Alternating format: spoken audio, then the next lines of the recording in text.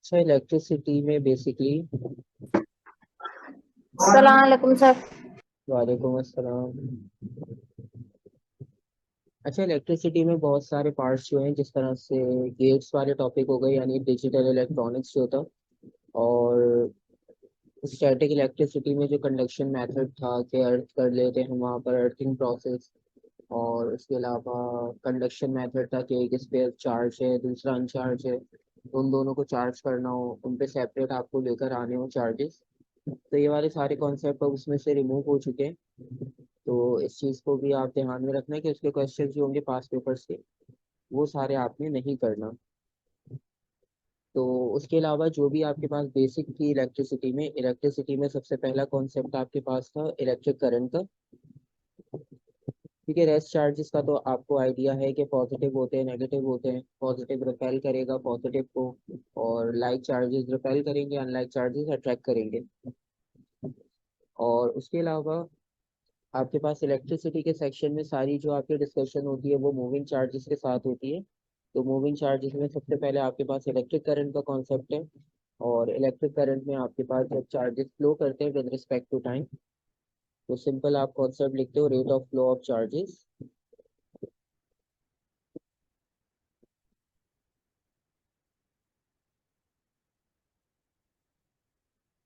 तो rate of flow of charges आपके पास इलेक्ट्रिक करंट के इक्वल होगा, और उसका फॉर्मूला अगर आप देखो, I is equals to Q over T. I symbol है इलेक्ट्रिक करंट के लिए, और इसके आप एसआई यूनिट की बात करो अगर, तो इसका एसआई यूनिट एम्पियर्स ए से रिप्रेजेंट करते हैं। उसके अलावा इलेक्ट्रिसिटी को फर्दर आप फॉलो करो करंट को। तो करंट में हमारे पास हमने एक चीज और देखी थी कि इलेक्ट्रिक करंट आपके पास दो डायरेक्शन में फ्लो कर सकता है। क्योंकि हमने मैग्नीट्यूड की तो बात कर ली, मैग्नीट्यूड में सिंपल हमारे पास यही फॉर्मूला यूज होता है। इसमें कोई ऐसा टिपिकल काम नहीं है। डायरेक्शंस में हमारे पास दो तरह की डायरेक्शंस हैं। जब हमने स्टार्टिंग में बात की थी कि जब सारी डिस्कवरीज वगैरह हो रही थी, तो उस टाइम पे स्टार्टिंग में कॉन्सेप्ट ये कंसिडर किया जाता था कि करंट जो है वो फ्लो करेगा फ्रॉम नेगेटिव टू पॉजिटिव।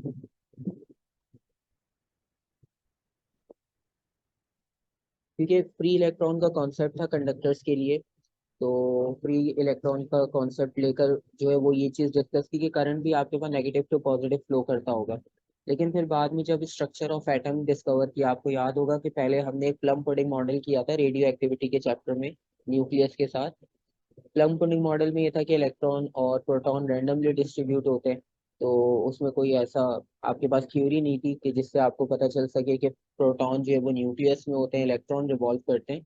तो उस कॉन्सेप्ट के हिसाब से नेगेटिव टू पॉजिटिव करंट जो है वो कंसिडर किया जाता था। तो फ्रॉम नेगेटिव टू पॉजिटिव की जब आप बात करते हो, तो फ्रॉम नेगेटिव टू पॉजिटिव का मतलब ये कि ये करंट जो होगा वो आपके पास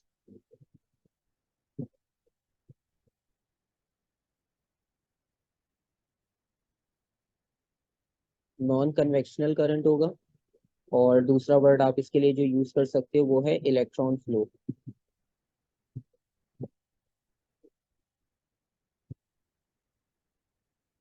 ठीक है, इलेक्ट्रॉन फ्लो की जब वो बात करें या नॉन कन्वेक्शनल की, तो उसमें आपने ये बताना है कि नेगेटिव टू पॉजिटिव वाला कॉन्सेप्ट जो है वो नॉन कन्वेक्शनल में आता है।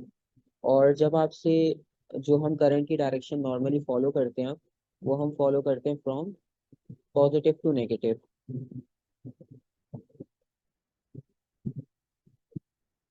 तो ये वाली जो डायरेक्शन है ये अब हम कंसिडर करते हैं इसको, और ये आपके पास कन्वेक्शनल करंट होगा,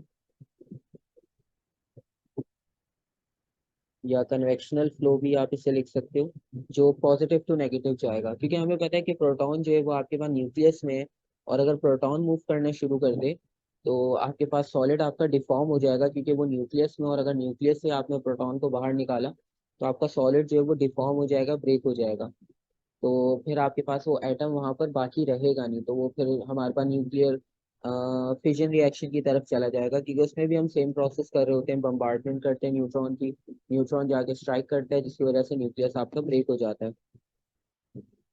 उसके अलावा इसमें करंट की दो डिफरेंट कैटेगरीज थी, जिसमें से एक हमारे पास होती है डायरेक्ट करंट,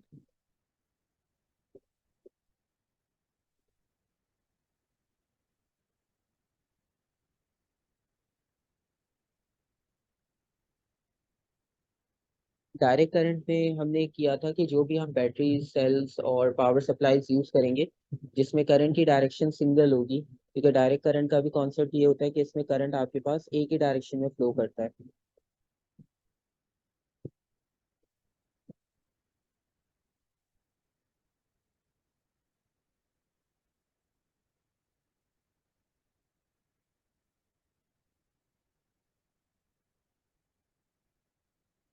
तो इसमें एक टर्मिनल से दूसरे terminal, from one terminal to another.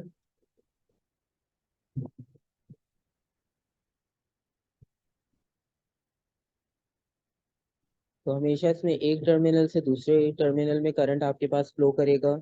और सिंपल आप इसको ऐसे भी बता सकते हो,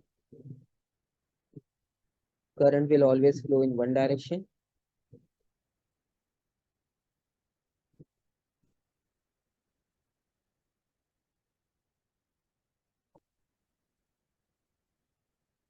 तो इसमें करंट सिंगल डायरेक्शन में फ्लो करता है। आप ऐसे भी लिख सकते हो, एक टर्मिनल से दूसरे टर्मिनल।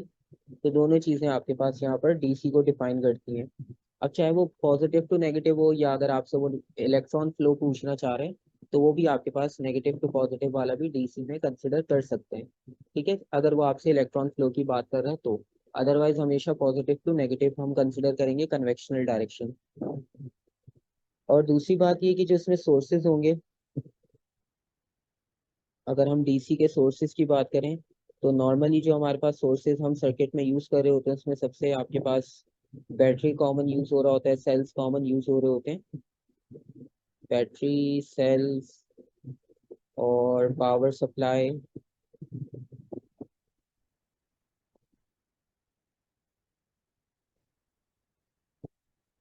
अच्छा, पावर सप्लाई बेसिकली एसी के लिए भी बनती है, डीसी के लिए भी, तो वो दोनों में आपको पावर सप्लाई का जो है वो रेफरेंस मिलेगा। तो पावर सप्लाई जो है वो डीसी के लिए भी बनाई जाती है और एसी के लिए भी। और तीसरा फिर ये कि इसमें जो ग्राफिकल रिप्रेजेंटेशन थी, ग्राफिकल रिप्रेजेंटेशन में हमने ये देखा था कि लेट सपोज अगर आपके पास करंट को हम ड्रॉ करना चाहते हैं विद रिस्पेक्ट टू टाइम,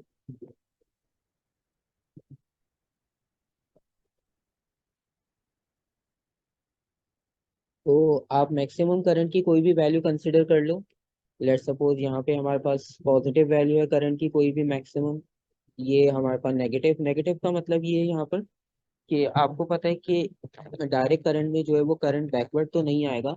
लेकिन लेट सपोज होता है कि जैसे आपने कनेक्शंस को रिवर्स लगा दिया, जहाँ पॉजिटिव लगना था वहाँ नेगेटिव लगाया, नेगेटिव की जगह पॉजिटिव, तो उसमें क्या हुआ, डायरेक्शन रिवर्स हो गई, तो उसमें सर्किट इनकम्प्लीट होता है, लेकिन चार्जेस जो है वो वहां से फ्लो करना चाह रहे होते हैं, क्योंकि कंडक्टर तो है वहां पे। कंडक्टर जब आपने वायर कनेक्ट किए तो कंडक्टर चार्जेस को कंडक्ट तो कर रहा है, लेकिन आपका सर्किट इनकम्प्लीट है, इसलिए पूरे सर्किट में करंट फ्लो नहीं हो पाता। तो नॉर्मली हमारे पास पॉजिटिव ही यूज करते हैं हम कॉन्सेप्ट हमारे डीसी में। तो आपके पास सिंपल एक स्ट्रेट लाइन होगी विद रिस्पेक्ट टू टाइम, और वो कितने टाइम के लिए आप उसको मेजर करना चाह रहे हो, तो वहां तक आपकी स्ट्रेट लाइन चलती रहेगी फिक्स वैल्यू। अदरवाइज आपके पास नेगेटिव की साइड, मतलब अगर आपने रिवर्स कनेक्शन लगा दिया लेट सपोज, तो उस वक्त फिर आप यहाँ पे ड्रॉ कर सकते हो। ठीक है, क्योंकि आपको पता तो होता है कि बैटरी कितने वोल्ट की हमारे पास लगी है, और उसके अकॉर्डिंगली उसकी जो रेजिस्टेंस है, उसका जो इलेक्ट्रिक करंट होगा, V is equals to I R, Ohm's law से हम कर सकते हैं। अच्छा, उसके बाद तीसरी बात ये तो हो गया डीसी के बारे में। और जब आप इसको सर एक मिनट, वापस पेज पे जाएंगे?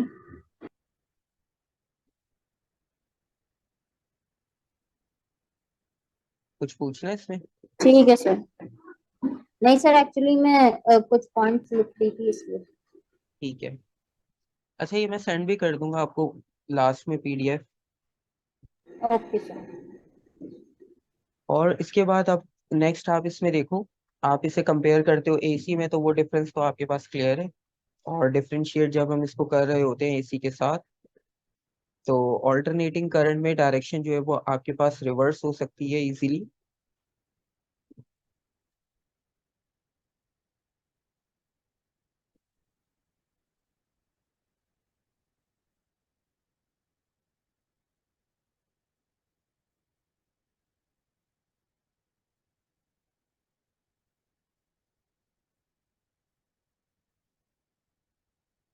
तो ऑल्टरनेटिंग में हमारा कॉन्सेप्ट बेसिकली ये होगा कि इलेक्ट्रिक करंट आपके पास दोनों डायरेक्शन में फ्लो कर सकता है।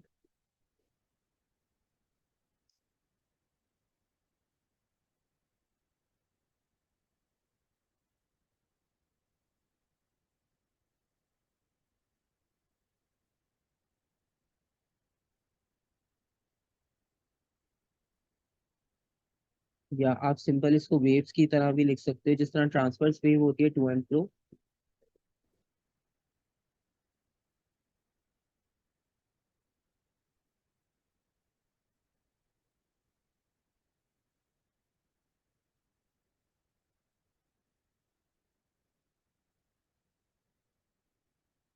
बैक एंड फोर्थ डायरेक्शन, इसमें दोनों तरह की डायरेक्शंस आपके पास पॉसिबल है।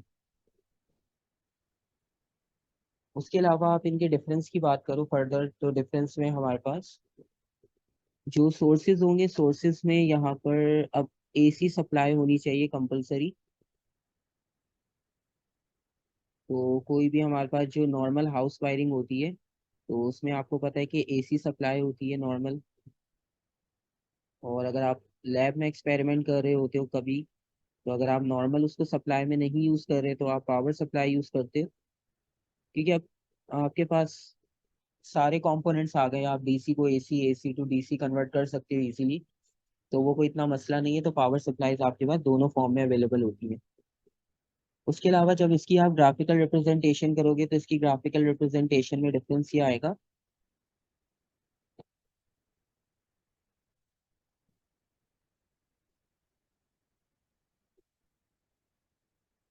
इसमें जो करंट की आपके पास पीक वैल्यू होगी, मैक्सिमम वैल्यू होगी, वो दोनों डायरेक्शंस में पॉसिबल है।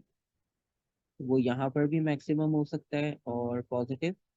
और जब वो साइड चेंज करेगा, तो साइड चेंज करने की वजह से हम उसके साथ नेगेटिव साइन लगाते हैं। वैल्यू नेगेटिव नहीं होती, मैग्नीट्यूड नेगेटिव नहीं होता, सिर्फ आपके पास जो है वो उसकी डायरेक्शन चेंज हो रही है। तो इसमें आपके पास जब करंट डायरेक्शन चेंज कर रहा होगा, अब जाहिर सी बात है, आप जब नॉर्मल अपने घरों की बात करते हुए ऑफिसेस वगैरह की, तो वहाँ पे करंट का जो फ्लो होता है वो आपके पास कंटिन्यूस मिल रहा होता है। ऐसा नहीं होता कि डायरेक्शन चेंज हुई तो वहाँ पे ग्लिच हो गई, और उसके बाद फिर जब डायरेक्शन वापस रिवर्स होगी तो नॉर्मल हो गई। तो ऐसा कुछ भी नहीं होता, फ्रिक्वेंसी बहुत हाई होती है, तो प्रोसेस आपके पास बहुत शॉर्ट टाइम पीरियड में हो रहा होता है। तो इसकी वजह से आपके पास वो साइन वेव बनती है। अब टाइम के साथ साथ जो है वो करंट की वैल्यू इंक्रीज और डिक्रीज कर रही होती है। तो एक्स एक्सिस पे हमारे पास टाइम और वाई एक्सिस पे करंट की वैल्यू। तो करंट जो है वो फॉरवर्ड डायरेक्शन में मूव कर रहा है, वो मैक्सिमम वैल्यू तक जाएगा, फिर उसकी डायरेक्शन रिवर्स होगी, फिर वो बैकवर्ड आएगा उसी सेम वैल्यू पे। क्योंकि आपको पता है, आप अगर एक बॉल को थ्रो करते हो मैक्सिमम हाइट पर, तो उसका पीक हाइट जो होगी वहां तक जाने के बाद वो वापसी ग्राउंड पर आएगी, फिर बाउंस करेगी। तो फिर इस तरह से आपके पास ये प्रोसेस कंटिन्यू रहता है बैक एंड फोर्थ मोशन का। और डायरेक्शन आपके पास बस चेंज हो रही है, मैग्नीट्यूड की वैल्यू जो है वो फिक्स रहती है। ये आपके पास हो गया एसी के लिए। और फर्दर अगर हम इसमें देखें,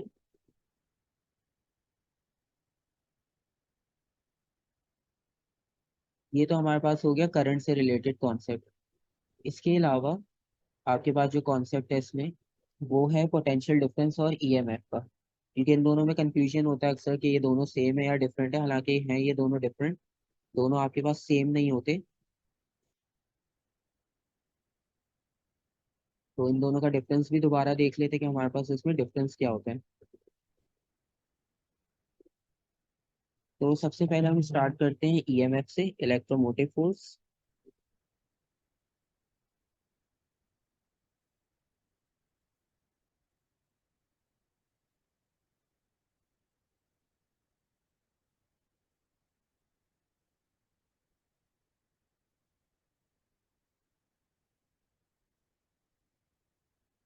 अच्छा, इलेक्ट्रोमोटिव फोर्स नॉर्मली ये होता है कि जब वो ईएमएफ की बात कर रहा होगा, ईएमएफ का मतलब ये है कि आप बात कर रहे हो अपने सोर्स की।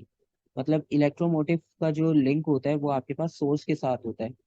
कि आप जो सोर्स यूज कर रहे हो, अब लेट्स सपोज आप 9 वोल्ट की बैटरी यूज कर रहे हो, तो वो जो 9 वोल्ट है वो हमारा ईएमएफ है। अब जब वो आपके पास फर्दर चार्जेस ट्रैवल करेंगे सर्किट में, तो सर्किट में ट्रैवल करने का मतलब ये है कि अब उसमें कंपोनेंट्स कितने लगे हुए हैं, कौन से कंपोनेंट्स लगे हुए हैं, उनमें वेरिएशन कैसी आती है। तो उसकी वजह से फिर आपके पास वोल्टेज जो है वो डिवाइड होने शुरू हो जाते हैं वहां पर, क्योंकि अगर पैरेलल कॉम्बिनेशन है तब तक तो वोल्टेज सेम होता है। लेकिन अब जरूरी नहीं हर बार कनेक्शन आपका पैरेलल ही हो, सीरीज में भी हो सकते हैं कंपोनेंट्स। तो इसका बेसिकली ईएमएफ का कॉन्सेप्ट ये होता है कि अगर आप इसको डिफाइन करते हो ईएमएफ को,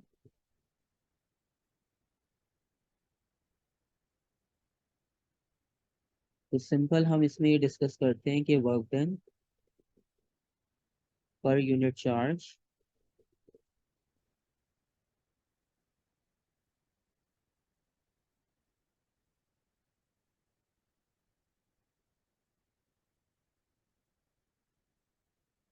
और इसमें दूसरा एक कॉन्सेप्ट ये बताया था कि अगर फिर भी कंफ्यूजन हो, क्योंकि अभी जब वोल्टेज के साथ कंपेयर करेंगे तो शायद फिर भी कंफ्यूजन हो कि दोनों सेम ही लग रहे हैं हमें, तो इसमें आप एक और ही कॉन्सेप्ट लिख सकते हो कि इसमें हमने डिस्कस किया था जब हम सोर्स यूज करेंगे डीसी का। अब लेट सपोज हम ड्राई सेल या बैटरी यूज कर रहे हैं, तो ड्राई सेल या बैटरी में होती है केमिकल एनर्जी, और हम चार्जेस को जब प्रोवाइड कर रहे हैं तो हमारा मेन पर्पस ये है कि हम उस केमिकल एनर्जी को इलेक्ट्रिकल में कन्वर्ट कर लें। अब एक यूनिट चार्ज के लिए, अब एक यूनिट चार्ज सारे वोल्ट तो कंज्यूम कर नहीं सकता, मल्टीपल आपके पास चार्जेस होते हैं, सब अपने अपने अकॉर्डिंगली सारी कैपेसिटी होती है।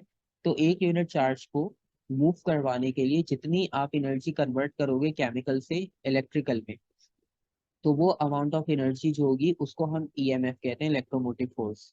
ठीक है, इलेक्ट्रोमोटिव अब फोर्स का वर्ड यहाँ पर यूज हो रहा है, और वर्क डन का कॉन्सेप्ट यानी यहाँ पर फोर्स और डिस्प्लेसमेंट, क्योंकि मूवमेंट करवानी है तो डिस्प्लेसमेंट होगी, और फोर्स आपके पास जो है वो एनर्जी की कन्वर्जन की वजह से आपको मिल रही है, केमिकल से आप इलेक्ट्रिकल में जा रहे हो तो वहां पर आपके पास एनर्जी का कन्वर्जन हो रहा है।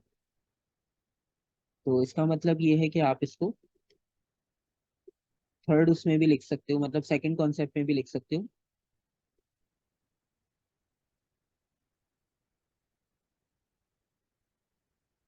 तो बेसिकली यहाँ पर आप एनर्जी का कन्वर्जन कर रहे होते हो,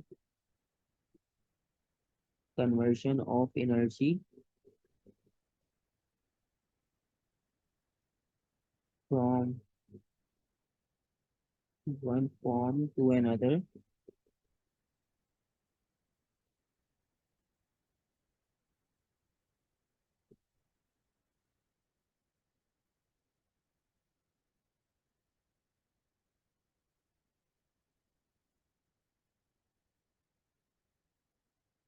तो जो हम चार्ज को सप्लाई कर रहे हैं तो उसमें जो एनर्जी कन्वर्जन होगा वो हमारे पास ईएमएफ को रिप्रेजेंट करेगा।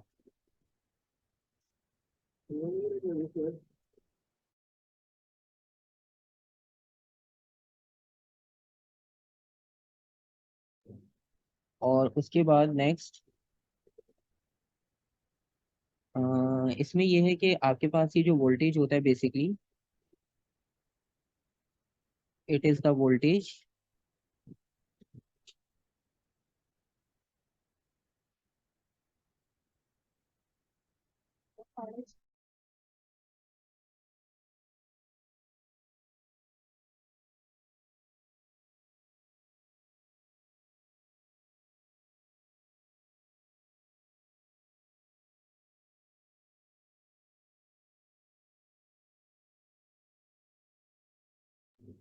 अच्छा, इसमें आपके पास जो वोल्टेज है ये वाला वोल्टेज आपके पास सेल या बैटरी के साथ लिंक होता है बेसिकली। ठीक है, अब जो हम पोटेंशियल डिफरेंस लिखेंगे वोल्टेज उसका भी यूनिट है, उसके लिए भी वोल्टेज की टर्म यूज होती है, ईएमएफ के लिए भी होती है।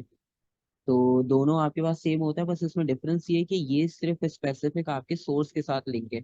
यहाँ पर देखो हमने कोई कंपोनेंट की बात नहीं की कि रजिस्टर लगा हुआ है, लैंप लगा हुआ है, कौन सा लोड लगा हुआ है आपके पास सर्किट में, वो इम्पोर्टेंट नहीं है। बस एक चार्ज को एनर्जी कितनी सप्लाई कर रहे हो वो इम्पोर्टेंट है। ठीक है, मतलब अगर आप यहाँ पर एक बैटरी कंसिडर करते हो, लेट सपोज बैटरी आपके पास आ गई यहाँ पे पॉजिटिव और एक एंड आ गया नेगेटिव। अब पॉजिटिव टू नेगेटिव आपके पास करंट फ्लो करेगा, और एक आप सिंगल चार्ज लेते हो 1 कूलम का। 1 कूलम का सिंगल चार्ज है, उसको आप जितनी एनर्जी प्रोवाइड करोगे पूरे सर्किट में उसको मूव करवाने के लिए, वो एनर्जी आपके पास होगी ईएमएफ।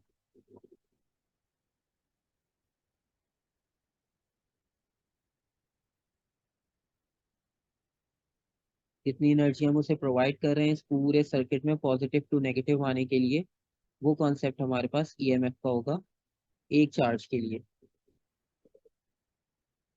और इसके एसआई यूनिट की अगर हम बात करें और सिंबल की बात करें तो वो तो आपके पास वोल्टेज आपको पता ही है बेसिक।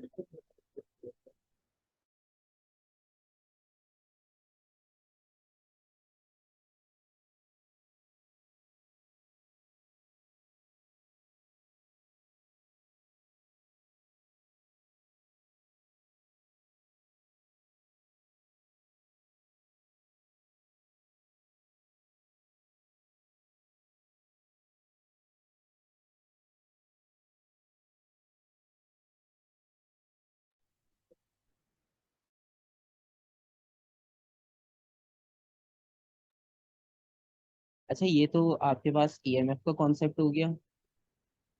आपके पास का एसआई यूनिट भी आ गया वोल्ट, और इसका सिंबल जो है वो वी आ गया।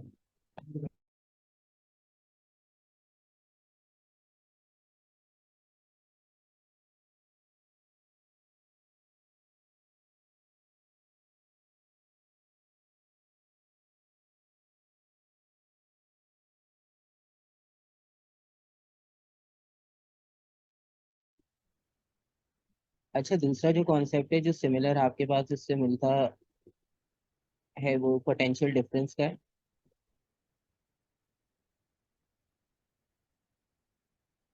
अच्छा, पोटेंशियल डिफरेंस में ये होगा कि उसका कॉन्सेप्ट इससे बिल्कुल अलग है। वहाँ पे हमने एनर्जी कन्वर्जन की बात की थी कि एक यूनिट चार्ज को आप जितनी एनर्जी प्रोवाइड करोगे उसे मूव करवाने के लिए थ्रू आउट द सर्किट, उसकी बात होगी। अब उसके बीच में कंपोनेंट जितने भी हमने उसको लिंक ही नहीं किया। यहाँ पर जब आप पोटेंशियल डिफरेंस को लिंक करोगे और इन दोनों का डिफरेंस आप देखोगे कि इन दोनों में डिफरेंस है क्या बेसिकली, तो वर्क डन तो यहाँ पर भी होगा। ठीक है, वर्क डन यहाँ पर भी है और वो ईएमएफ में भी था, बस दोनों में डिफरेंस इतना आता है कि यहाँ का जो वर्क डन होगा आपके पास, work done on a unit charge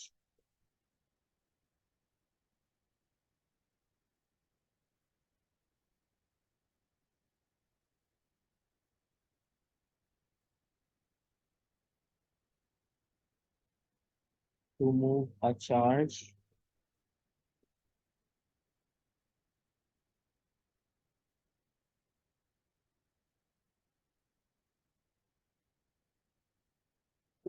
to the components. ठीक है, तो इसमें कंपोनेंट्स आपके पास इंपॉर्टेंट है।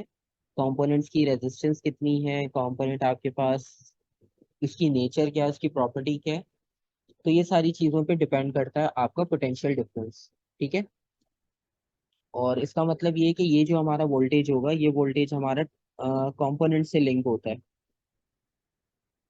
इट इज द वोल्टेज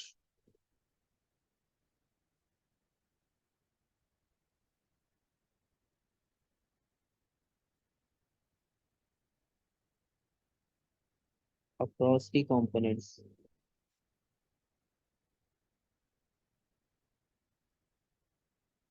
तो ये आ गया इसमें डिफरेंस। और सेम इसमें भी अगर हम डायग्राम के साथ इसको डिस्कस करें तो डायग्राम का रेफरेंस इसमें ये बनेगा। पहले वाले में हमने सिर्फ सोर्स को बनाया और कुछ भी नहीं। इसमें आपके पास लेट सपोज अगर इसके साथ हम एक लैम्प कनेक्ट कर लें सिंपल, और कुछ भी कनेक्ट नहीं करते फिलहाल, बल्कि इसको पूरे बना देते, स्विच वगैरह भी रहने देते हैं। अच्छा, सिंपल आपके पास जब यहाँ से चार्ज फ्लो करेगा और लेट सपोज बैटरी हमारी जो है वो 6 वोल्ट की है और लैम्प की सप्लाई जो है रिक्वायरमेंट वो 3 वोल्ट्स की है। तो आप देखो यहाँ से आपने वोल्टेज जब स्टार्ट किया तो बेसिकली जब हम स्टार्ट में प्रोवाइड कर रहे थे वोल्टेज वो 6 था। अब 3 वोल्ट तो जो है वो लैंप ने कंज्यूम कर लिया। अब जो बाकी पाथ ट्रेवल करना है तो आप 6 - 3 करोगे, तो लास्ट में जो आपको वोल्टेज रिसीव होगा नेगेटिव पर वो 3 होगा, हालांकि एक्चुअल आपने जो है वो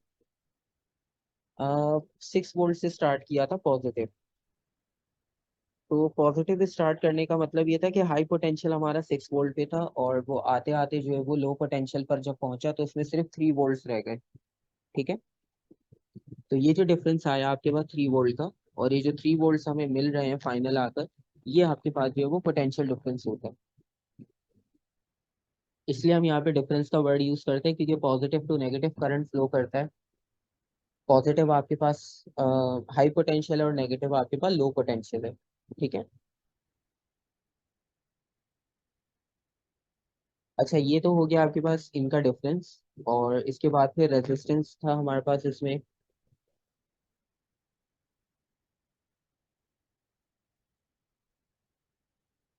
रेजिस्टेंस का कॉन्सेप्ट भी इजी है, कुछ इतना टिपिकल नहीं है, बस उसमें आपने ये याद रखना होता है कि जब वो लेंथ और क्रॉस सेक्शनल एरिया की बात करता है साइमल्टेनियसली, तो उसको बस आपको थोड़ा सा ड्राइव करना आना चाहिए अपनी क्वेश्चन के अकॉर्डिंग कि किस तरह से लेंथ और एरिया चेंज करना है। रेजिस्टेंस की अगर हम बात करें तो सिंपल रेशियो होता है आपके पास, ratio between potential difference and electric current. ठीक है, साइंटिफिक मतलब अगर आप डेफिनेशन लिखोगे अगर पेपर में तो आप ये लिखोगे, और अगर जर्नल इसका कॉन्सेप्ट देखो तो कॉन्सेप्चुअली हम इसको डिफाइन करते हैं कि बेसिकली ये हमें पता है रेजिस्टेंस का ही काम करती है। मतलब आपके पास जो भी चार्ज फ्लो करेंगे तो उसमें रेजिस्टिव फोर्स का काम करेगी ये। तो जो आपके पास हिंड्रेंस आएगी चार्ज के फ्लो में, हिंड्रेंस इन द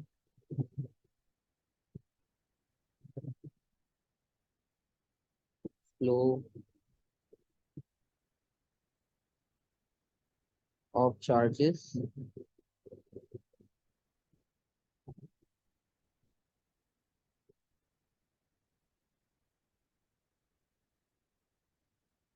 ठीक है। तो जो भी आपके पास चार्जेस के फ्लो में हिंड्रेंस आ रही है, जो ऑपोजिट फोर्स अप्लाई हो रही है, वो आपके पास रेजिस्टेंस होगी। ठीक है, और इसके साथ साथ आप जब इसमें इसका फॉर्मूला लिखोगे, इसका फॉर्मूला आपके पास इक्वल होगा R is equals to V over I, और इसके SI यूनिट की अगर हम बात करें तो SI यूनिट इसका ओम्स होता है सिंपल, इसका सिंबल ओमेगा का सिंबल यूज करते हैं हम। और इसका जो इलेक्ट्रिकल सिंबल होगा, यानी जो हम सर्किट में यूज करेंगे, तो सर्किट में कभी आइडेंटिफाई करने को आए तो आप सिंपल एक रेक्टेंगल आपको मिलेगी शेप दो टर्मिनल्स के साथ, तो ये सिंपल आपके पास रजिस्टर होता है। और ये वाला रजिस्टर आपके पास फिक्स रजिस्टर होता है, मतलब इसकी वैल्यू फिक्स होगी। और अगर आपके पास वेरिएबल रेजिस्टर लगाओ, जिस तरह से अभी हम थर्मिस्टर वगैरह देखेंगे, फिलामेंट देखेंगे, तो इनकी रेजिस्टेंस वेरी करती है टेम्परेचर के साथ। तो इनको सर्किट में जब यूज किया जाता है तो इसका मतलब है हम वेरिएशन के साथ यूज कर रहे हैं। तो वेरिएशन का मतलब ये हुआ कि आप इसके साथ जो है वो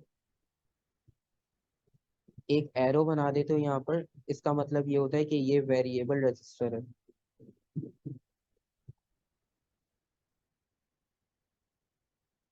ठीक है,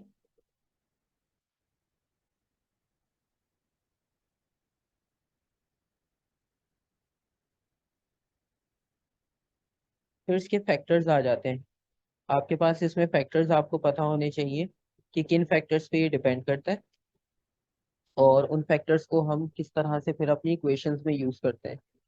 अब इसके फैक्टर्स की अगर हम बात करें तो उसमें सबसे पहला फैक्टर कौन सा आएगा? हमने इसमें दो फैक्टर्स पढ़े थे, तीसरा तो बेसिकली आपके पास कांस्टेंट ही रहता है, तो वो इतना इम्पोर्टेंट नहीं है हमारे पास, डिस्कस उसको भी करेंगे हम। सर वो एक और रजिस्टर होता है ना, जिसकी अगर आप लेंथ बढ़ाते हैं तो रेजिस्टेंस बढ़ जाती है, उसे क्या कहते हैं? वो ये फैक्टर्स में आएगा।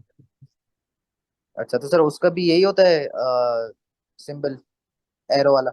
हाँ, उसमें सिंपल आप नहीं नहीं, उसमें ये होगा कि वो तो आपके पास लेंथ के साथ डिपेंड कर रहा है ना। अब जब आप लेंथ बढ़ा रहे हो तो इसका मतलब है वो तो आप इनिशियली बढ़ा दोगे तो रेजिस्टेंस बढ़ जाएगी। मतलब ये इसलिए होता है कि अगर हम दो रेजिस्टर को कंपेयर कर रहे हो, हमारे पास एक रेजिस्टेंस का डाटा हो, हमें पता है कि हमने दूसरा बनाना है, उसकी ये रिक्वायरमेंट है, तो उसमें क्या चेंजेस करनी होगी वो हमें पता होनी चाहिए कि हाँ इसकी अगर हम लेंथ बढ़ा दें, क्रॉस सेक्शनल एरिया बढ़ा दें, तो इसके लिए वो आपके पास कॉन्सेप्ट होता है। क्योंकि आपको पता है बीच सर्किट में कंपोनेंट जब लग गया एक बार तो उसकी लेंथ तो चेंज नहीं हो सकती।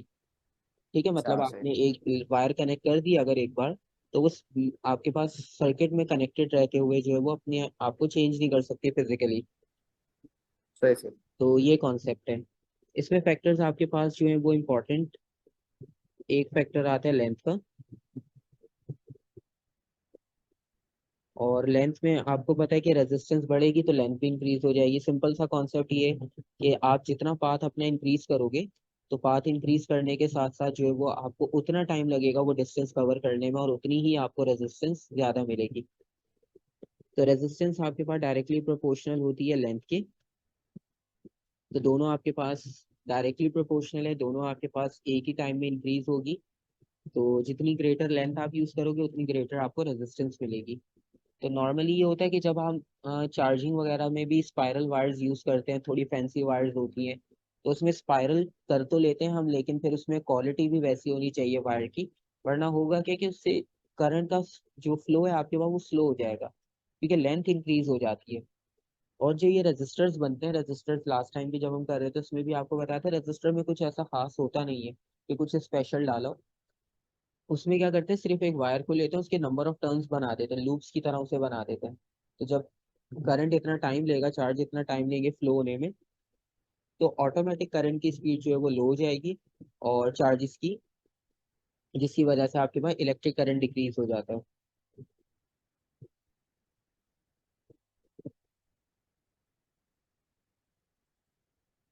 तो ये आपके पास जो है वो लेंथ का फैक्टर होता है इस तरह से। और दूसरा ये कि जब हम इसका सेकंड फैक्टर देखते हैं, तो सेकंड फैक्टर आपके पास क्रॉस सेक्शनल एरिया के साथ होता है। अच्छा, क्रॉस सेक्शनल एरिया और एरिया में थोड़ा सा डिफरेंस है, वो याद रखना। क्योंकि क्रॉस सेक्शनल एरिया में कुछ लोग बस उसको जल्दबाजी में एरिया समझ लेते हैं। अगर आप उसको एरिया समझोगे तो लेंथ और एरिया एक जैसे ही आपको लगेंगे कि ये दोनों चीजें तो सेम है, तो इसमें डायरेक्टली इन्वर्सली कैसे पता चल रहा है, वो भी मैं बता देता हूँ कि आपके पास ये इन्वर्सली होता है क्रॉस सेक्शनल एरिया के।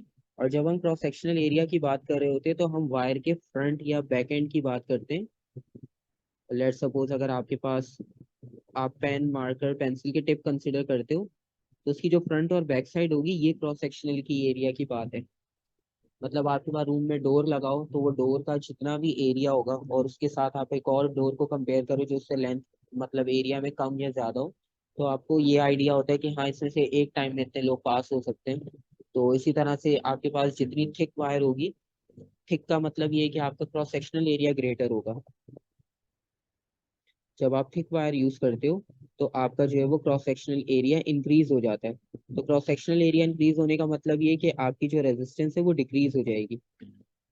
और अगर आप थिन वायर यूज कर रहे हो, थिन वायर में आपने एरिया को डिक्रीज कर दिया। ठीक है, तो आपको पता है कि एरिया जो है वो क्रॉस सेक्शनल एरिया वो डिनोमिनेटर में है। तो डिनोमिनेटर की वैल्यू जब डिक्रीज होगी तो ऑटोमेटिक जो आपके पास दूसरे एंड पे क्वांटिटी है उसकी वैल्यू इंक्रीज हो जाएगी, तो यहाँ पर रेजिस्टेंस आपके पास इंक्रीज हो जाएगी। ठीक है,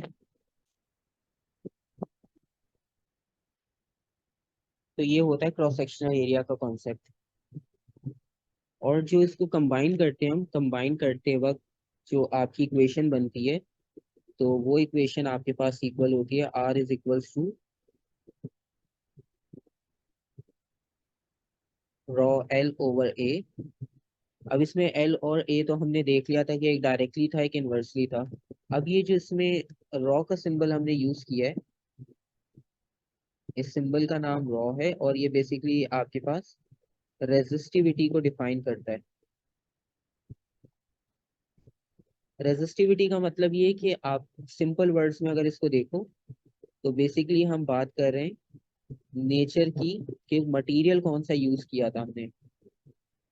सिल्वर यूज किया, कॉपर यूज किया, आयरन यूज किया, गोल्ड, सबकी रेजिस्टिविटी अपने अकॉर्डिंगली होती है। ठीक है, आपको पता है जी जितना गुड कंडक्टर आप यूज कर रहे हो, ठीक है, नॉर्मली हम कॉपर को गुड कंडक्टर अपनी डेली लाइफ के यूज में कंसिडर करते हैं। तो ये गोल्ड वगैरह तो हम यूज नहीं कर सकते, माइक्रो प्रोसेसर्स जो आते हैं। तो माइक्रो प्रोसेसर्स में अगर आपने हिस्ट्री में थोड़ा बहुत कभी कंप्यूटर में पढ़ा ही होगा, तो उसमें आपको पता है कि उसमें जो सोल्डिंग होती है, जो पिन्स होती है, वो गोल्ड की बनाई जाती है। ठीक है, ताकि उसमें जो थर्मल, आपको पता है वहाँ पे हीट कैपेसिटी कितनी ज्यादा होती है, वहाँ पे टेम्परेचर कितना हाई होता है, उसके लिए इतना बड़ा फिर आप एग्जॉस्ट कूलिंग लगाते हो सिंक, फिर उसके साथ थर्मल पेस्ट भी यूज कर रहे होते हैं, सारी चीजें उसमें यूज होती हैं। अब तो RGB फैंस और ये सारी चीजें इतनी आ गई हैं, तो वो आपको पता है यूज करने का रीजन ये है कि जब उसमें आपके पास फ्लो इतना हैवी होता है, तो उतनी ज्यादा फिर रेजिस्टेंस भी होती है, तो फिर उस रेजिस्टेंस को कंट्रोल भी करना है, वरना वो टेम्परेचर आपके पास इतना इंक्रीज करेगा कि 2 सेकंड में वो वायर मेल्ट हो जाएगी। क्योंकि इतने माइक्रो माइक्रो कंपोनेंट्स आते हैं आजकल, पहले तो चलो मैक्रोस्कोपिक होते थे, तो अब आजकल तो इतने माइक्रो है कि उनकी रिपेयरिंग भी पॉसिबल नहीं होती। तो ये फैक्टर नॉर्मली हमारे पास कांस्टेंट इस सेंस में हो जाता है कि जब आपने वायर को एक बार कनेक्ट कर लिया सिल्वर को, तो सिल्वर की नेचर आपके पास फिक्स हो गई। ठीक है, हाँ उसकी लेंथ को कम ज्यादा आप कर सकते हो, आपने उसके साथ एक और सिल्वर वायर अटैच कर दी, लेंथ चेंज हो गई। ठीक है, आपने उसके साथ एक और वायर को मेल्ट करके कंबाइन करके उसका cross sectional area increase decrease कर लिया, तो वो चेंज हो जाएगा, लेकिन मटेरियल आपके पास सिल्वर चल रहा है, तो ये क्वांटिटी आपके पास कांस्टेंट होती है। और एक फैक्टर इसमें और है, लेकिन वो हमारे पास फॉर्मूला में इंक्लूड नहीं होता, लेकिन वो आपको जर्नल पता होना चाहिए।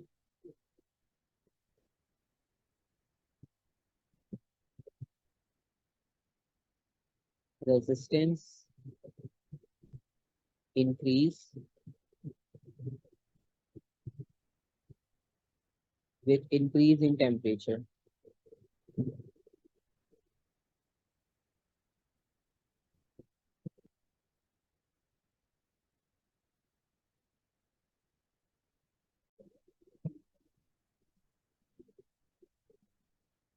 अच्छा, रेजिस्टेंस इंक्रीज इन रेजिस्टेंस के साथ आपके पास टेम्परेचर के साथ रेजिस्टेंस भी इंक्रीज हो जाएगी।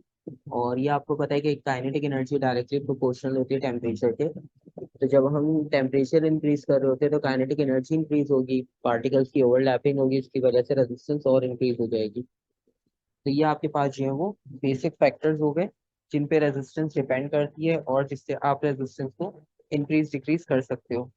उसके बाद फिर इसमें एक ओम्स लॉ था कि ये तो हमने बात कर ली सारे फिक्स रेजिस्टर्स की, क्योंकि इसमें हमने रेजिस्टेंस को वेरिएबल नहीं होने दिया अभी तक, और फिक्स रेजिस्टेंस के साथ हमने कंटिन्यू किया।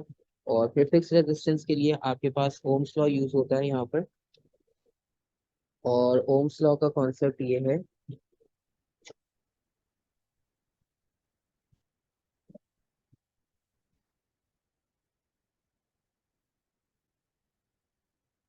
कि वोल्टेज डायरेक्टली प्रोपोर्शनल होगा इलेक्ट्रिक करंट के, या पोटेंशियल डिफरेंस भी लिख सकते हो आप। Voltage is directly to the electric current,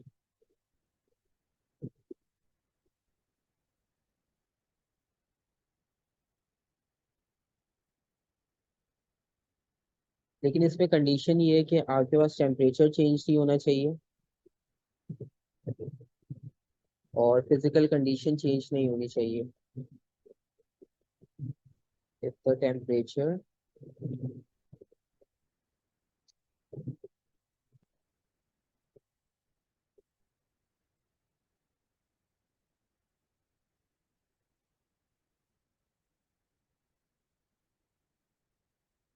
and the physical condition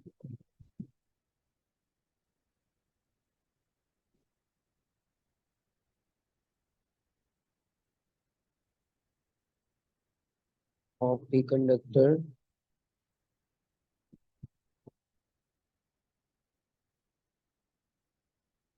remains the same।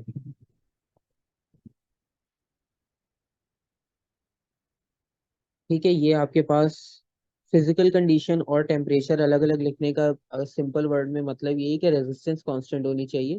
लेकिन दोनों चीजें अलग इसलिए बता दी क्योंकि टेम्परेचर जो है वो फॉर्मूला में नहीं है हमारे पास, लेंथ अपॉन एरिया। तो फिर ये कॉन्सेप्ट ना हो कि टेम्परेचर को तो हम चेंज कर सकते हैं क्योंकि वो तो डेफिनेशन में कहीं था ही नहीं। तो इसलिए टेम्परेचर और फिजिकल कंडीशन दोनों अलग अलग लिखी है। तो ये जो R is equals to rho L upon A, ये कॉन्सेप्ट भी आ गया और टेम्परेचर वाला भी।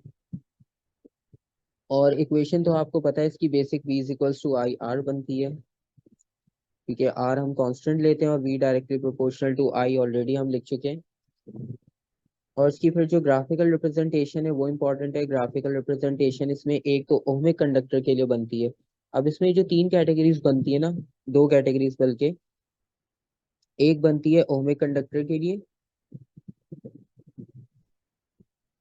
ओमिक कंडक्टर्स का मतलब ये कि वो सारे कंडक्टर जो ओम्स लॉ को फॉलो करते हैं, जिसमें वोल्टेज डायरेक्टली प्रोपोर्शनल होता है इलेक्ट्रिक करंट के, वो। और नॉन ओमिक का मतलब ये है कि जिसमें आपके पास रेजिस्टेंस कांस्टेंट नहीं होती, उन सब के लिए फिर हम इस इक्वेशन को यूज नहीं कर पाते। उसके लिए फिर आपको वेरिएशंस करनी होती है, मतलब इंडिविजुअल पार्ट्स में कैलकुलेट करके फिर कंबाइन करना पड़ता है। ठीक है।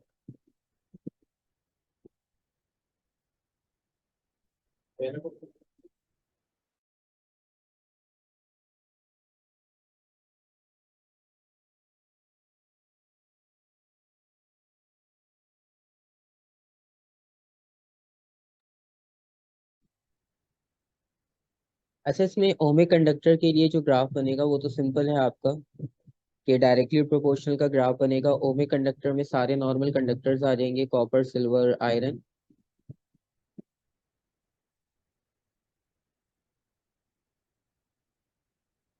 तो ये सारे आपके पास एलिमेंट्स।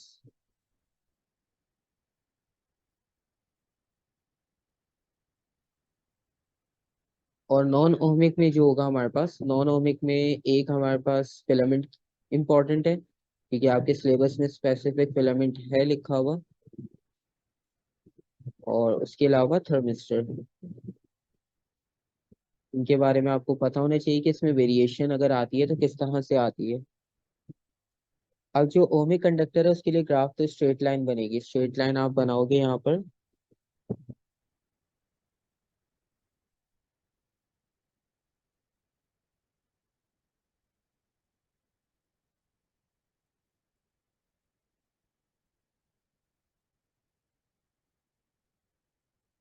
ये आपके पास वोल्टेज आ जाएगा, यहाँ पे इलेक्ट्रिक करंट। और जब आप इसका ग्राफ बनाओगे तो डायरेक्टली प्रोपोर्शनल में आपको पता है स्ट्रेट लाइन बनेगी। अब अगर हमने जीरो से स्टार्ट किया था तो जीरो से हमारे पास स्ट्रेट लाइन बन जाएगी डायरेक्टली प्रोपोर्शनल। और नॉन ओमिक की बात करें तो फिलामेंट और थर्मिस्टर है। फिलामेंट और थर्मिस्टर की प्रॉपर्टी पहले आपको पता हो, फिर उसके अकॉर्डिंगली आप उसका ग्राफ बनाओगे, क्योंकि जब तक बेसिक प्रॉपर्टी का आइडिया नहीं होगा तो उसका ग्राफ कैसे ड्रॉ होगा। अब पहले अगर हम फिलामेंट की बात करें, फिलामेंट का मतलब ये कि वो जो ऑरेंज बल्ब यूज करते थे हम, अब तो एनर्जी सेवर्स पे शिफ्ट हो गए, सारे डायोड्स पे चल रहे हैं। तो पहले वाले वो जो फिलामेंट होते थे बेसिक, उनका पर्पस ये होता था कि जैसे ही आप उसमें वोल्टेज सप्लाई करते हो तो एक तो वो हीटअप बहुत होता था। अब उसमें जो फिलामेंट मटेरियल लगा हुआ, उस फिलामेंट मटेरियल का मेल्टिंग पॉइंट बहुत हाई होता है, जिसकी वजह से वो हाई रेजिस्टेंस भी वहां पर उस पे ऑपरेट हो जाता है इजीली। अब वो जब इतना हाई उसमें हीटअप, उसका टेम्परेचर इंक्रीज होता है, तो टेम्परेचर इंक्रीज करने की वजह से वो ग्लो करता है और वो हमारे पास लाइट सोर्स की तरह काम कर रहा है। लेकिन आपको पता है उसमें एनर्जी कंजम्पशन बहुत ज्यादा थी। तो उसका रीजन यही था कि वो ऑपरेट ही आपके पास टेम्परेचर पर होता है। जब तक टेम्परेचर हाई नहीं होगा तो उसमें आपके पास जो है वो वर्किंग उसकी स्टार्ट नहीं होती। तो फिर ये हाई कंजम्पशन को खत्म करने के लिए फिर डायोड्स पे शिफ्ट किया, सेमीकंडक्टर्स पे आ गए। उसमें कोई ऐसा आपके पास प्रोसेस नहीं है। तो बेसिकली फिलामेंट में इसका एक तो मेल्टिंग पॉइंट बहुत हाई होगा, जिसकी वजह से ये हाई टेम्परेचर पे इजीली ऑपरेट हो सकता है।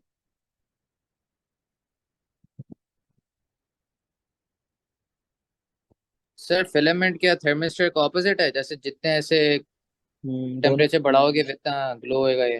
हाँ, ये उसके ऑपोजिट है। ऑपोजिट सही। इस सेंस में होगा कि आप जब इसका ग्राफ बनाओगे तो ग्राफ आपने वही वोल्टेज और करंट का बनाना है। प्रॉपर्टी आपको पता है कि टेम्परेचर इसका इंक्रीज होता है विद रिस्पेक्ट टू टाइम।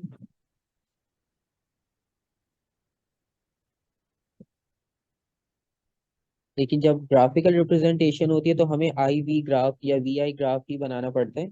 इसका ग्राफ आपके पास जो है वो कुछ इस तरह से बनेगा कि जब आप इसको स्टार्ट करोगे तो पहले तो ये थोड़ा सा डायरेक्टली जाने के बाद फिर ये आहिस्ता आहिस्ता जो है वो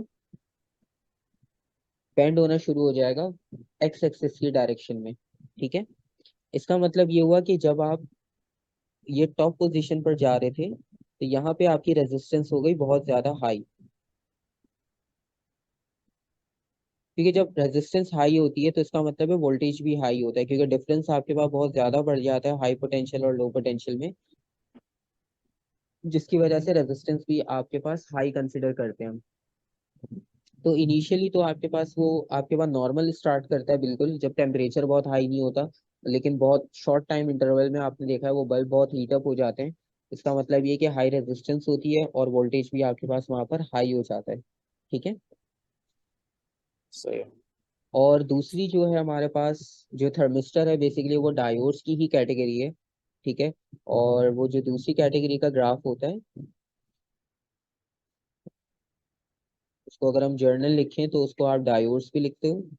और उसमें से अगर आप कंपोनेंट्स बनाओ तो उसमें एलडीआर जो लाइट पे डिपेंड करता है, थर्मिस्टर जो टेम्परेचर और इन सब पे डिपेंड करता है, इस तरह से कैटेगरीज बनती है। अगर जर्नल हम बात करें तो वो बेसिकली डायोड्स होते हैं। अब डायोड्स में बेसिकली होगा ये कि इनकी जो रेजिस्टेंस होती है वो इतनी हाई रेजिस्टेंस नहीं होती, इनकी रेजिस्टेंस आपके पास लो होती है। क्योंकि हमारे पास एनर्जी कंजम्पशन बचाने का रीजन ही ये है यहाँ पर, और इसका पर्पस ही ये है कि आपके पास रेजिस्टेंस जब लो होगी तभी आपके पास जो है वो करंट ज्यादा फ्लो करेगा। ठीक है, और आपके पास करंट का फ्लो ज्यादा होगा तो वहाँ पे वोल्टेज इतना ज्यादा यूज नहीं होगा और इतना टाइम रिक्वायर्ड नहीं होगा, इतना हीटअप में एनर्जी वेस्ट नहीं होगी, तो यहाँ पे रेजिस्टेंस लो होती है। और जब आप इसका ग्राफ ड्रॉ करते हो तो इसके ग्राफ की रिप्रेजेंटेशन बिल्कुल ऑपोजिट होगी फिलामेंट के। सर डायोड उसमें नहीं यूज होता जिसमें एसी, उसमें एसी करंट में, ताकि करंट सिर्फ एक ही डायरेक्शन में जाए। वो हाँ, अब देखो डायोड्स का ना मल्टीपल यूजेस हैं। हम उसको रेक्टिफायर के तौर पे भी यूज कर रहे होते हैं, हम उसको पोटेंशियल डिवाइडर में भी यूज कर रहे होते हैं, अलग अलग उसके यूजेस हैं। तो वो हमारे पर डिपेंड करता है कि हम कौन सी एप्लीकेशन के साथ उसे यूज करना चाह रहे हैं। लेकिन जर्नली अगर हम बात करें तो जर्नली आपके पास जो आपका आई वी ग्राफ होगा वो ऊपर की तरफ जा रहा है, इसका मतलब है कि करंट इंक्रीज हो रहा है, वोल्टेज एक जगह पर आहिस्ता आहिस्ता कांस्टेंट होता जा रहा है। तो इसमें यह है कि यहाँ पर रेजिस्टेंस आपकी लो होती है। लो रेजिस्टेंस का मतलब ये है कि करंट का जो फ्लो है वो आपके पास स्मूथ हो जाएगा, करंट आपके पास मैक्सिमम फ्लो होगा।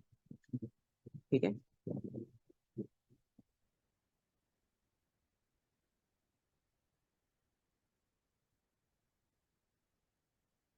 तो ये आपने ग्राफिकल रिप्रेजेंटेशन याद रखनी है, ज्यादा कुछ इतना नहीं पूछते। ग्राफिकल रिप्रेजेंटेशन आपने देखा है अक्सर बनी भी आती है, तो उसमें आपको ग्राफ दिया हुआ होता है, वैल्यूज तो हम कैलकुलेट कर ही लेते हैं उसमें, और वैल्यूज कैलकुलेट करने के बाद फिर वो एक दो मार्क के लिए आपसे पूछ लेता है कि इसमें टेम्परेचर का चेंज कैसा है, या आपके पास इसमें प्रॉपर्टीज आप कंपेयर करके बताओ कि इन दोनों में आपके पास डिफरेंस क्या है।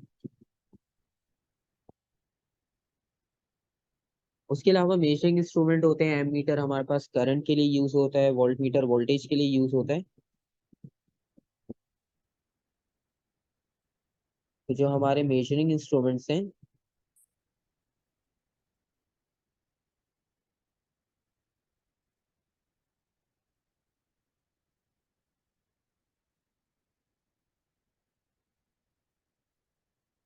तो मेजरिंग इंस्ट्रूमेंट्स में हम ये करते हैं नॉर्मली कि हमारे पास दो इंस्ट्रूमेंट्स हैं, एक वोल्ट मीटर और एक एमीटर। अब वोल्ट मीटर का काम आपको पता है कि वोल्टेज मेजर करना है। बस इसमें एक इम्पॉर्टेंट चीज ये याद रखनी है कि कभी कभार ऐसा होता है कि सर्किट में ब्लैंक स्पेस होता है और वो आपसे कहता है कि इसमें वोल्ट मीटर कनेक्ट करो। अब आपको पता तो है वोल्ट मीटर कनेक्ट कहाँ करना है, लेकिन ये नहीं पता होता कि आपके पास किस फॉर्म में कनेक्ट करना है, क्योंकि हमने इसमें सीरीज पैरेलल कॉम्बिनेशन का कॉन्सेप्ट भी पढ़ा है इलेक्ट्रिसिटी में, वो भी हम रेजिस्टर के साथ अभी डिस्कस कर लेंगे। तो आपको ये पता होना चाहिए कि पैरेलल में लगाना होता है वोल्ट मीटर या सीरीज में। ठीक है, तो इस कॉन्सेप्ट को देख लेते हैं। अब काम तो इसका वोल्टेज मेजर करना है और इसका जो कनेक्शन होगा वो हमेशा पैरेलल में कनेक्ट होगा। क्योंकि वोल्टेज का जो कॉन्सेप्ट हमने अभी पढ़ा पोटेंशियल डिफरेंस में भी, उसमें हमने यही पढ़ा है कि आपके पास वो दो टर्मिनल्स के बीच में जितना भी वोल्टेज का चेंज आता है उसको हम पोटेंशियल डिफरेंस कहते हैं। तो यहाँ पर भी हमें जिस कंपोनेंट में वोल्टेज फाइंड आउट करना है तो हमें उस कंपोनेंट के दोनों टर्मिनल्स पे इसको लगाना पड़ता है।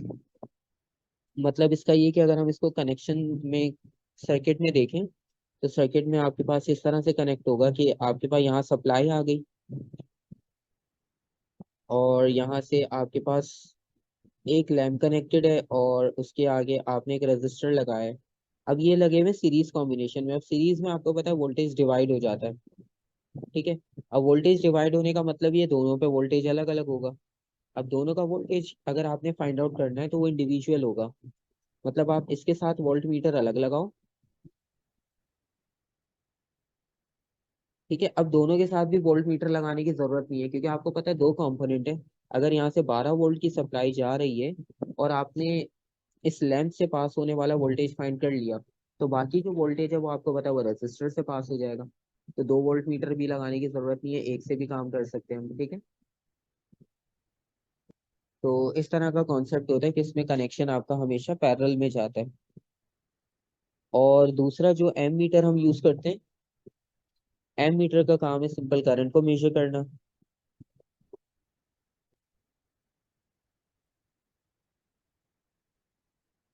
और एम मीटर का मतलब ये है कि यहाँ पर हम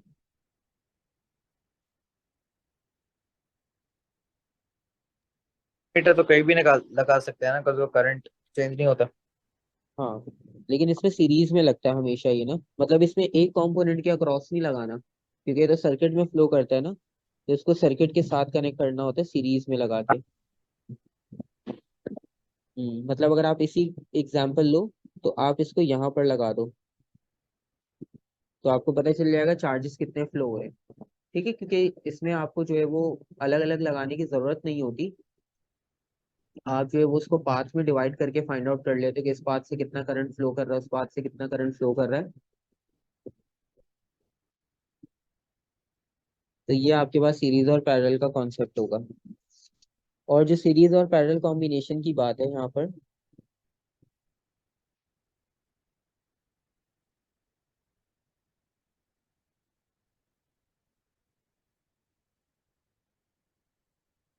तो कॉम्बिनेशन हमारे पास दो तरह के थे यहाँ पर। एक हमने किया था सीरीज कॉम्बिनेशन और एक पैरेलल कॉम्बिनेशन।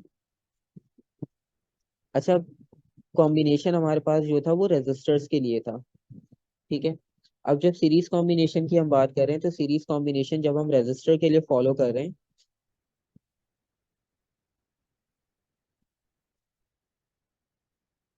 तो जब रजिस्टर में हम उसे फॉलो करते हैं, तो रजिस्टर में ये होता है कि अभी हमने भी जो सर्किट बनाया, इसमें भी हमने ये चीज डिस्कस की कि जब आपके पास सीरीज कॉम्बिनेशन होता है, तो सीरीज कॉम्बिनेशन में आपके पास जो रेजिस्टर्स होते हैं वो एंड टू एंड कनेक्ट होते हैं, मतलब एक एंड से दूसरा एंड, दूसरे से फिर पहला एंड, फिर पहले से दूसरा, दूसरे से पहला।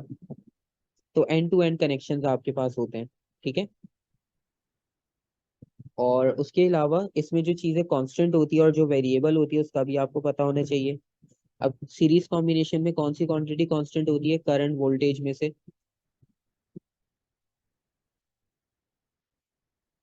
सर क्या है?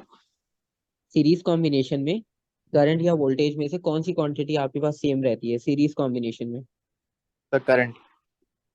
सीरीज कॉम्बिनेशन में आपके पास करंट सेम रहेगा। और इसकी जो हमने फाइनल इक्वेशन ड्राइव की थी, अब क्योंकि आपको पता है एंड टू एंड कनेक्शन है, एक के बाद एक रेजिस्टर लगा है, तो जाहिर सी बात है रेजिस्टेंस तो फाइनल इंक्रीज होगी। ठीक है, तो इस रेफरेंस से याद रखना कि इसकी जो इक्विवेलेंट रेजिस्टेंस होती है, वो आपके पास इक्वल होती है सम ऑफ इंडिविजुअल रेजिस्टेंस। अब उसमें तीन रजिस्टर लगे हुए हो, तीन से ज्यादा लगे हुए हो, तीन से कम लगे हुए हो, उनको आप कंबाइन कर लोगे। ठीक है, डेफिनेशंस वगैरह इसकी लिखी हुई थी, वो वाला पीडीएफ पे दोबारा सेंड कर दूंगा, उसमें सारी मेंशन है। और पैरेलल कॉम्बिनेशन पर जब हम जाएंगे, तो पैरेलल कॉम्बिनेशन अभी हमने ऊपर सर्किट बनाया उसमें भी डिस्कस कर लिया था दोबारा से। और आर। हाँ, उसमें आपके पास वोल्टेज यानी पोटेंशियल डिफरेंस आपका सेम हो जाएगा। और इसमें जो रजिस्टर होते हैं उसमें सेम एंड्स कनेक्ट होते हैं। जिस तरह ये अभी आप देख रहे हो ना कि वोल्ट मीटर का एक एंड लैंप के एक एंड से और दूसरा एंड दूसरे से कनेक्ट है, ये कॉम्बिनेशन होता है पैरेलल। और जो ये लैंप और रेजिस्टर लगे हुए हैं, ये कॉम्बिनेशन होता है सीरीज। तो इसमें सेम एंड्स का कनेक्शन होता है आपके पास, और इसमें जो क्वांटिटी आपकी सेम होती है, वो वोल्टेज सेम हो जाता है।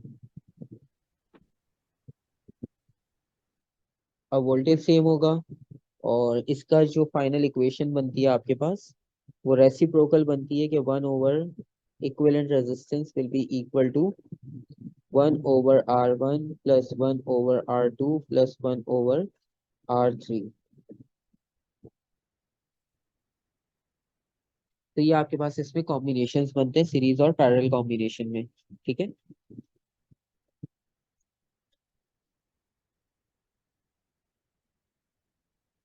अच्छा, इसके फॉर्मूला हो गया, इसके क्वेश्चंस भी हमने देखे हुए, इतना कोई मुश्किल नहीं होता, बस कॉम्बिनेशंस कंबाइन करना होता है। और इसके अलावा जो इसमें दो इंपॉर्टेंट कॉन्सेप्ट और थे, उसके क्वेश्चन बहुत ज्यादा होते हैं अक्सर प्रैक्टिकल इलेक्ट्रिसिटी से रिलेटेड। उसमें होता है कि इलेक्ट्रिकल एनर्जी या इलेक्ट्रिकल पावर आपने जब कैलकुलेट करनी होती है, तो इलेक्ट्रिकल एनर्जी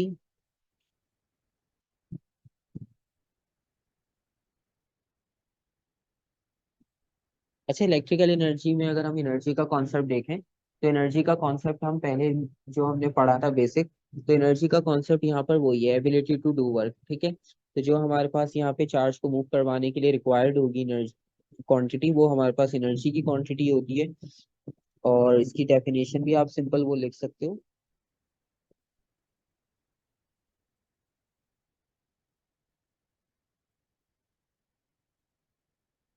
के ऊपर भी हमने डेफिनेशन लिखी थी, work done in on a unit charge. तो इसका मतलब है वर्क डन करने के लिए हमें जो क्वांटिटी रिक्वायर्ड है वो आपके पास एनर्जी की होगी। और इसका जो फॉर्मूला होता है वो इक्वल होता है E is equals to VIT। इसमें जो V की वैल्यू है वो रिप्रेजेंट करेगी वोल्टेज को, E रिप्रेजेंट कर रहा है आपके पास एनर्जी, I रिप्रेजेंट कर रहा है इलेक्ट्रिक करंट को, और T रिप्रेजेंट करेगा टाइम को।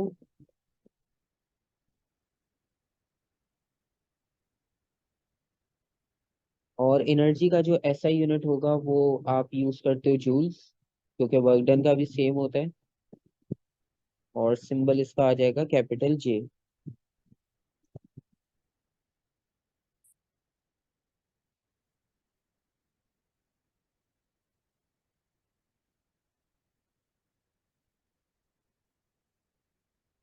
और उसके बाद आप इलेक्ट्रिकल पावर अगर देखो,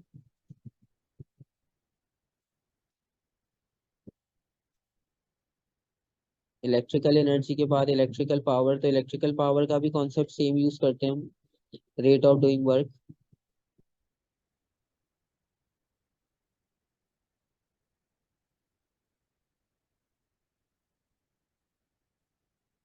अच्छा, रेट ऑफ डूइंग वर्क का मतलब ये है कि आपने यहाँ पर टाइम के साथ डिवाइड करना है वर्क डन को। तो जो फॉर्मूला बनेगा आपके पास वो इक्वल होगा P is equals to W/T। और अगर W आपके पास गिवन नहीं है तो हम उसको एनर्जी के रेफरेंस से भी लिख सकते हैं।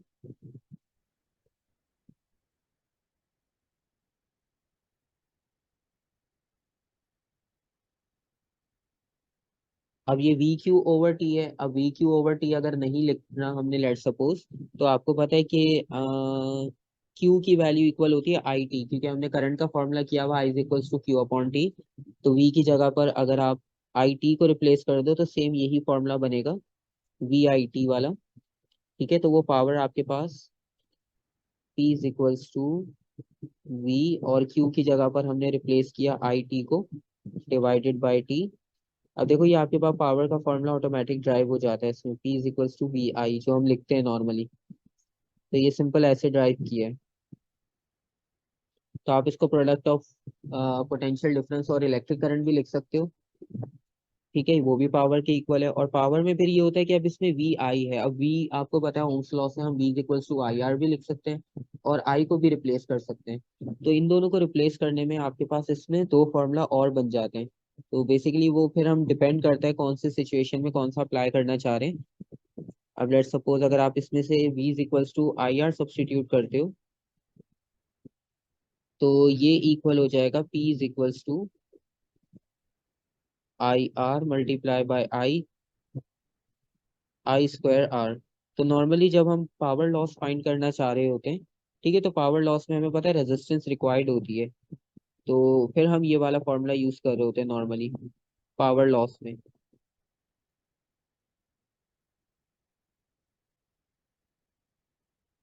क्योंकि पावर लॉस में रेजिस्टेंस होगी तो पावर लॉस को हम कंसिडर करेंगे, अदरवाइज हम पावर लॉस नहीं कंसिडर कर रहे होते।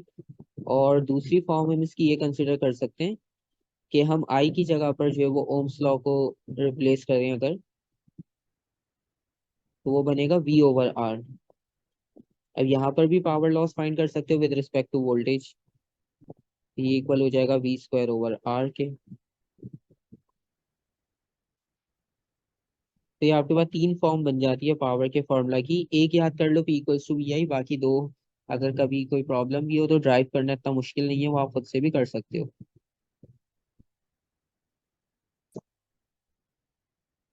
अच्छा, इसके बाद लास्ट हमारे पास एक क्वेश्चन आया था पोटेंशियल डिवाइडर का।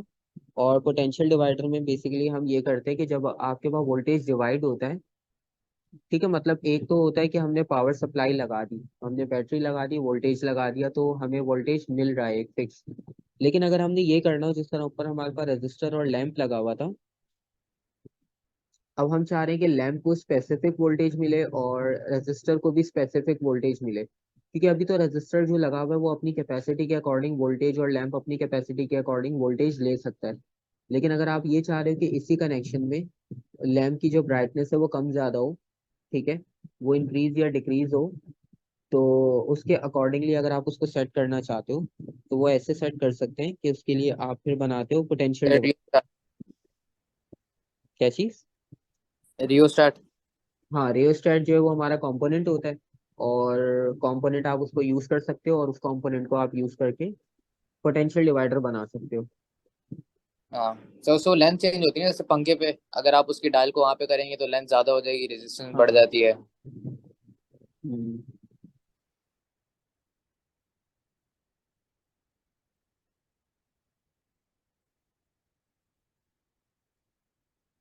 अच्छा, अब उसमें पोटेंशियल डिवाइडर में आपके पास जो कॉन्सेप्ट है वो तो आपको पता है कि वोल्टेज को स्प्लिट करना होता है, तब हम यूज कर लेते हैं। या पोटेंशियल को हमने इक्वल डिवाइड करना हो तब यूज कर लेते हैं।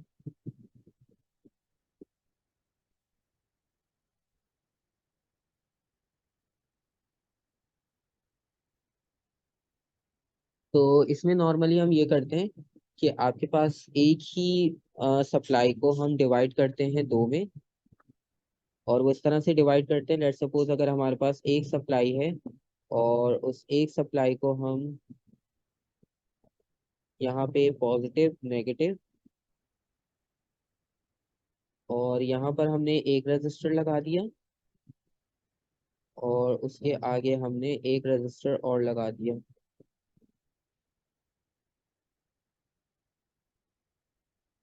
ठीक है, और हम इसमें जो है ना वो आउटपुट लेना चाह रहे हैं पहले या दूसरे रजिस्टर पे, वो हमारी चॉइस है कि हमारे पास पहला या दूसरा रजिस्टर होगा, उस पे जो भी हम आउटपुट लेना चाहते हैं। अब लेट सपोज हम दूसरे रजिस्टर की बात करें तो ये R1 है, ये R2 है, तो इसका जो आउटपुट होगा,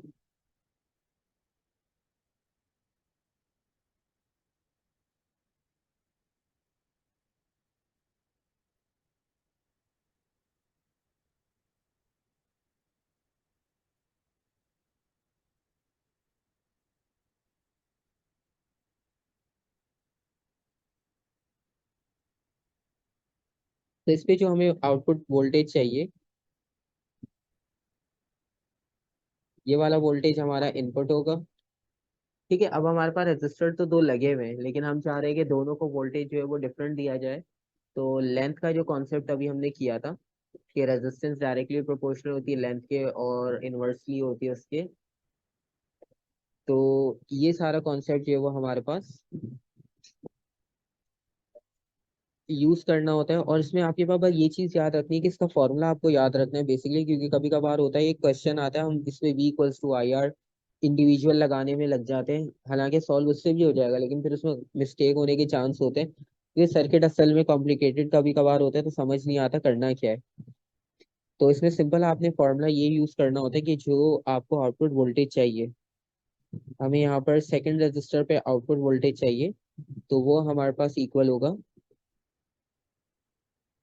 R2। अच्छा, R2 को ऊपर इसलिए लिखा है यहाँ पर क्योंकि आउटपुट हमारा R2 के साथ कनेक्ट है। अगर लेट सपोज R1 के साथ कनेक्ट होता है तो हम R1 को ऊपर लिखते हैं। ठीक है, और नीचे हम दोनों को कंबाइन कर देते हैं क्योंकि दोनों रेजिस्टर्स हमारे पास सीरीज में लगे हुए हैं, तो सीरीज में आपको पता है रेजिस्टेंस सिंपल ऐड हो जाती है, तो इस वजह से हम इन्हें सिंपल ऐड कर लेते हैं डिनोमिनेटर में। और दूसरी बात ये कि अगर आपके पास R1 पे आउटपुट लगा होता तो हम R1 को ऊपर लिखते और बाकी दोनों को नीचे ऐड अप कर लेते, और आउटपुट वोल्टेज आपके पास जिस कंपोनेंट पे चाहिए उसके अकॉर्डिंगली आप रेजिस्टेंस चेंज करते हो। तो बस एक ये फॉर्मूला याद रखना, अगर आपके पास कोई इस तरह का केस है पोटेंशियल डिवाइडर का, तो उसमें आप ये फॉर्मूला सिंपल यूज कर सकते हो। बेसिकली ड्राइव उसी तरह से हुआ है V=IR से, ये सीरीज कॉम्बिनेशन में करंट सेम होता है, तो एक साइड पे हमने इनपुट करंट लिया, एक साइड पे आउटपुट करंट लिया, और I इज इक्वल्स टू होता है V/R के, तो ये उसी से इक्वेशन बनाई है ड्राइव करके।